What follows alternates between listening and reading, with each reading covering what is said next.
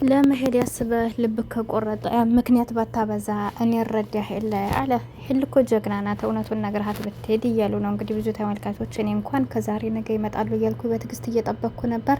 ነገር ግን እንግዲህ ብዙ እህቶቻችሁ ነቅታችኋል። ብዙ እህቶች ያው ኮመንት ላይ ያስቀመጣችሁልኝም አላችሁ። ያው ስበብ ፈልጎ ነው እንጂ ባለፈው እህድ ያለሁ እንዳለው ይችን ምክንያት ተጠቅሞ ሊሄድ ፈልጎ ነው እንጂ እሱ በሰላም ቢሆን እንደዚህ አይሆንም ነበረ እያላችሁ የነበረ እኔም ስረዳው ይመስለኛል። አላሁ አለም እንግዲህ እንጠብቃለን አብረን። ሰላም አለይኩም ወራህመቱላሂ ወበረካቱ። ውድና የተከበራችሁ ቻናል ቤተሰቦች እንዴት ናችሁ? ደህና ናችሁ ወይ? ሁሉ ሰላም ሁሉ መልካም ያለው አልሐምዱሊላህ። ለቻናል አዲስ ከሆናችሁ ላይክ፣ ሼር፣ ሳብ እያደረጋችሁ አበረታቱኝ። ከጎን የሆናችሁ ለምታበረታቱኝ ሀሳብ አስተያየት እየሰጣችሁ ላይክም ሳብም እያደረጋችሁ እዚህ ላደረሳችሁኝ ውድ ቤተሰቦች ከልብ አመሰግናለሁ። ክበሩልኝ። አላህ ክፉ ነገር ይጠብቃችሁ። የምትወዱትን የሚወዳችሁን ይስጣችሁ። የማይዋሻችሁን የማትዋሹትን ላላህ ብላችሁ የምትዋደዱትን ይስጣችሁ እላችኋለሁ። ትዳርም ያላችሁ አላህ ያሳምርላችሁ። የሰው ላይ መጀመሪያው ሳይሆን መጨረሻው ሲያምር ነው ርዚቅን የሚወፍቃችሁ እላችኋለሁ። ውድ ቤተሰቦች በስደትም በሀገር ውስጥም ያላችሁ ሰላማችሁ ይብዛልኝ። እና ወደ እነ ሄሉሻ ስገባ ያው እንግዲህ እኔ 23 ቀን በላይ ሆናቸው እየቀሩ ነው። ዛሬም እንግዲህ ሰዓቱ እንደምታዩ 8 ሰዓት ሊሆነው እየቀሩ ነው ማለት ነው። እኔ በሳውዲ ነው የምላችሁ። እና እንግዲህ ዛሬም የሚመጡ አይመስለኝም። አላሁ አለም ከመጡም እንጠብቃቸዋለን ኢንሻአላህ።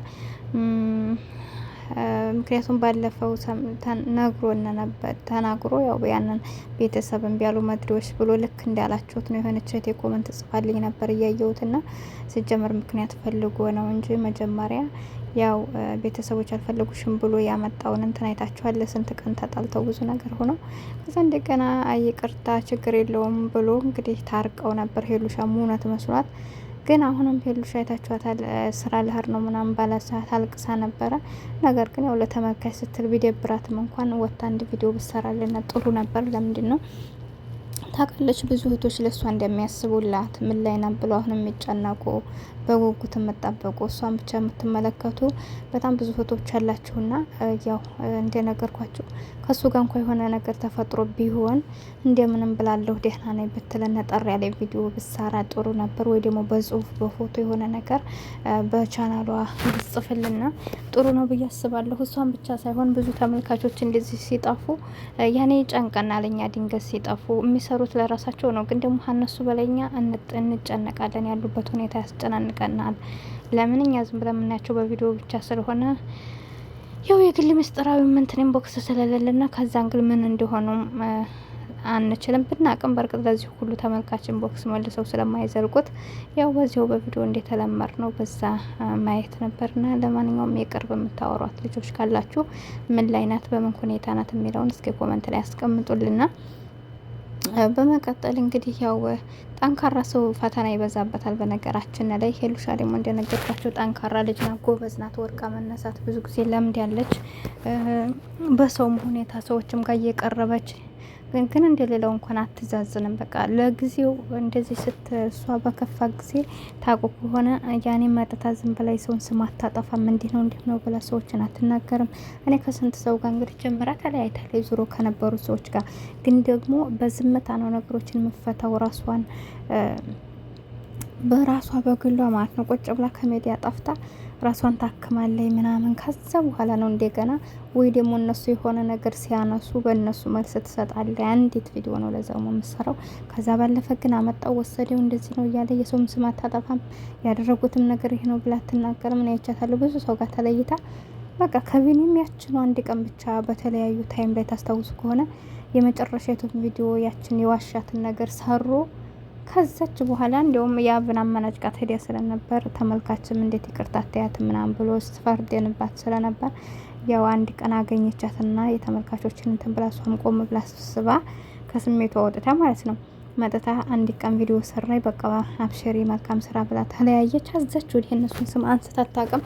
እንዲሁም ካላዛርም ጋር ፊት ታስታውስ ከሆነ እሱ የሆነ ነገር አንስቶ አንድ ቪዲዮ ሰርቶባት ነበርና ለዛች ቀስ ብላ እንዲመልስ መለሰች። ከዛች በኋላ ካላስ ማውጣት ነው የምፈልገውና ጎበዝ ናት። ይሄን አቋሟ በጣም ወድላታለሁ። ነገር ትሸሻለይ። ዝም ብላ በማይሆን ነገር ጊዜዋ ማባከን አትፈልግም። ክብሯን አተውም። ለምን ሄዴ ብላ ወንድ ጋር እንደዚህ ብዙ ነገሮች አትሳፈጥም። ትሞክራለች። በቃ አልስማማለች። በቃ በሰላማዊ መንገድ ትለያለች።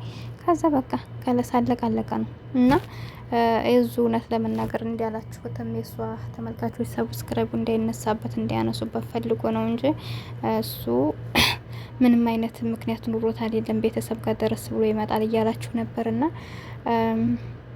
ቻው ብለውና እንኳን ሲሄዱ እኮ በደንብ ያልተሰናበቱንም። እውነት ለመናገር በዚህ ሁኔታ ተለይተው ከሆነ እዙ ጋር እኔ መቼም አዝንበታለሁ እውነት ለመናገር። እኛ ደግሞ በዚህ ሁኔታ አውቆ አሳቦ ከሆነ እኛ ራሷን እንፋታው የምር ለምን ይሸውደናል ማለት ነውና ድጋሜ ልቧን አለሁሽ ብሎ ከሚሳውራት ባለፈው እንደዛ እሷ ያንን ነገር ስላሳያት አይታችሁ ነበረ። መጀመሪያ ታገሰችው አለችው፣ በኋላ ላይ ሁኔታው ስላላማራት በቃ ብላ ተለይተው ሄዳ ነበር። ታስታውሱ ከሆነ ካላስ በቃ ገባት የውሸት እንደሆነ ሲገባት በቃ እኔ እስካሁን ራሱ የታገስኩ ማለት ምክንያቱን ሳላቅ መለየት ስለሌለብኝ ነበር። እንደዚህ ዝም ብሎ ምክንያት ከሆነ ካሁን በኋላ እንትና እንገናኝ ብላ ስከድ በመስ ሲመጣ አይታችኋል። ከዛ በኋላ ያው እንግዲህ በራሱ ምክንያት ደግሞ ዝም ብሎ ምንም እኔ እውነቱን ራሱ ምንድነው የሚለውን ነገር አላወቅንም። እኛ አይታችሁታል፣ ዝም ብሎ ነው የተመለሰው። እኛም ደግሞ የእነሱን ደስታ ስለምንፈልግ ግልጽ እንኳን ምንድነው ምናምን ብሎ ብዙም ሰው ቢጠይቀው መልስ አልሰጠንም። አጥጋቢ መልስ አልነበረውም። ዝም ብለው ታረቁ ተባለ። አይታችኋል። አንድ ሁለት ቀን እንደሰሩ ደግሞ እንደዚህ አይነት ምክንያት መጣና ተመልካቾች መቼም በጣም ጎበዝ ናችሁ። እየተረዳችሁት እንደዛ ነው ብዬ አስባለሁኝ። ልክ እንዳላችሁት ሊሆን ይችላል፣ ግን እንደዚህ ባይሆን ደስ ይለኛል። ለምንድን ነው ባይሆን ያልኩበት ምክንያት ሄሉ ጀግና ናት፣ ወርቃ መነሳትን ትችልበታለች። አሁንም ምንም ችግር የለውም። እንደነገርኳችሁ ይችን 3 ቀን ራሱ እውነት ሄዶ ከሆነ ራሷን አስታማ ተመልሳ ወደ ቤቷ ትመጣለች ብዬ አስባለሁኝ። ግን የሰው ልጅ በተደጋጋሚ መሰበሩ ብቻ ሳይሆን ደግሞ ከማንም በላይ ቦታ ላይ የሰጣችሁ ሰው ሲለያችሁ በጣም ይደብራል። እና እዙን አይታችሁ ከሆነ እንግዲህ ከማንም ሰው በላይ በአጭር ጊዜ ውስጥ እንኳን እንትን ቢሉ ከማንም ሰው በላይ ፍቅር አላት ከሱ ጋራ። በጣም ደስተኛ ነበረች። ሁኔታቸው፣ አቀራረባቸው ምናምን በቃ ደስ የሚል ነበር እና የሆነ ጥሩ ደረጃ እንደሚደርሱ ነበረ እኛም የጠበቅነው። እሷም እንደዚህ አይነት ስሜት ነበራት። ግን ባለፈው አሳዘነችኝ የምር።